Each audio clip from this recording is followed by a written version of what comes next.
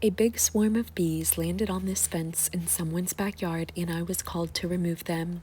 I actually saw the bees swarm from one place on the fence to another, so I waited for the bees to settle in their new spot, and after a few minutes, the swarm calmed down and it was time to get to work. The first handful of bees I scooped was a little too big, but luckily the bees fell out of my hand and right into the new hive. So I started grabbing smaller clumps of bees off the fence and putting them into the new hive. I needed to get the majority of the bees into the new hive so they would start to recognize that as their new home. And of course, with every handful of bees I scooped, I was searching for the queen. I think this swarm probably had about 30,000 bees or so, and I felt confident that a swarm this large had a healthy queen. I just needed to find her. So I just kept scooping bees off the fence and putting them into the new hive. And like most swarms of bees, these bees were very gentle and they were not stinging me at all.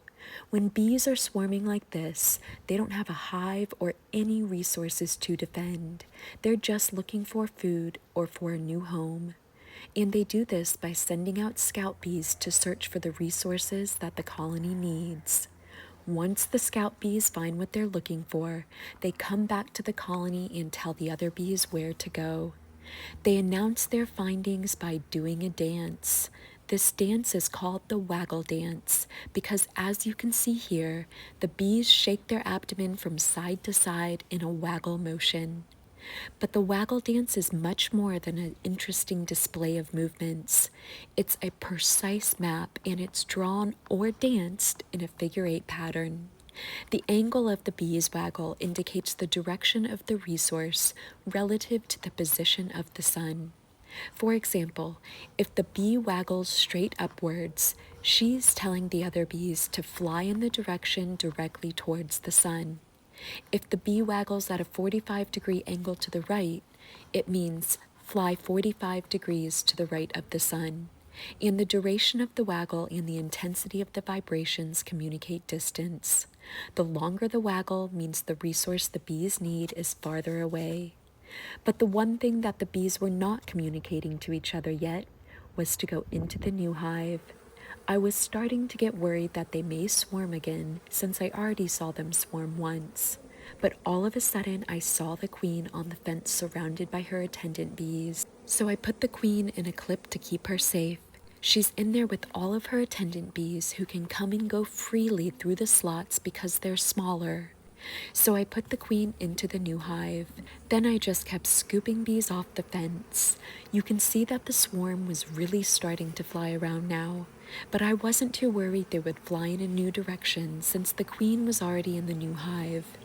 And by this point, I think a lot of the bees were flying directly to the new hive to be with their queen.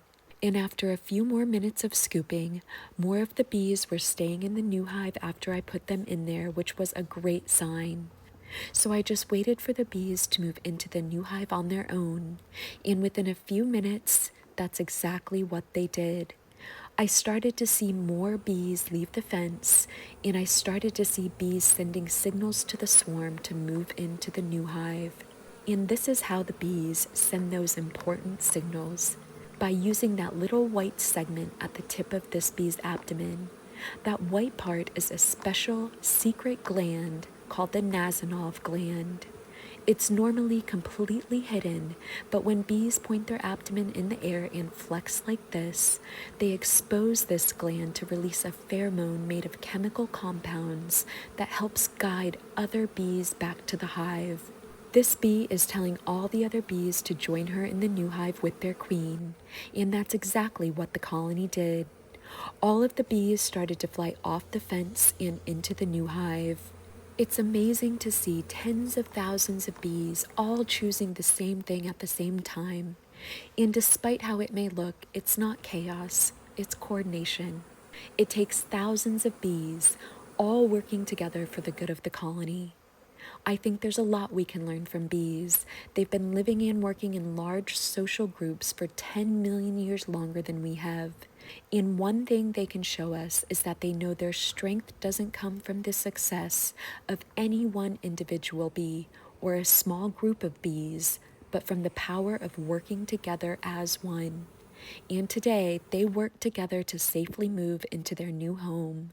So, after all of the bees moved into the new hive, I took the bees home, and it was another great day of saving the bees.